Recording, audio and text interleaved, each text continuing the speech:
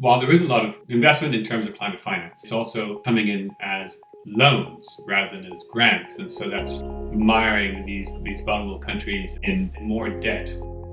The focus on adaptation and resilience for these communities is imperative. These communities have actually been impacted by climate change.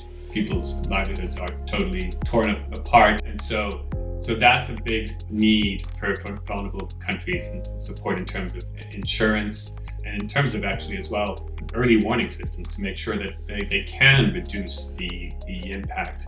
We can also help to support them to adapt to climate change. So providing communities with, for example, drought-resistant seed. And then you have climate resilience. This is basically just a means of bouncing back from shocks. So for example, a lot of the work we're doing in terms of Worth, Village Savings and Loans Associations, where we are supporting communities to access finance. If you're in a very destitute situation, if they lose a harvest, that they perhaps have enough money to be able to feed their family while they are able to rectify the situation, plant new crops. The private sector can take on better management practices. For example, some work we're doing in Green Invest Asia, where we are supporting businesses to green their supply chains. These are commodity value chain type businesses, agriculture, forestry, timber, rubber, coffee, cacao, the likes of Mondelez, Unilever, Nestle, and others of that ilk. We are helping them to reduce their greenhouse gas emissions from their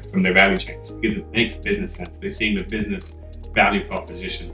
Resilience, adaptation, mitigation, and these all need to happen in concert, but at the moment, very little of the resources, about 25%, has gone to adaptation resilience, while the lion's share has gone to mitigation. And that's a big thing that COP26 has to redress.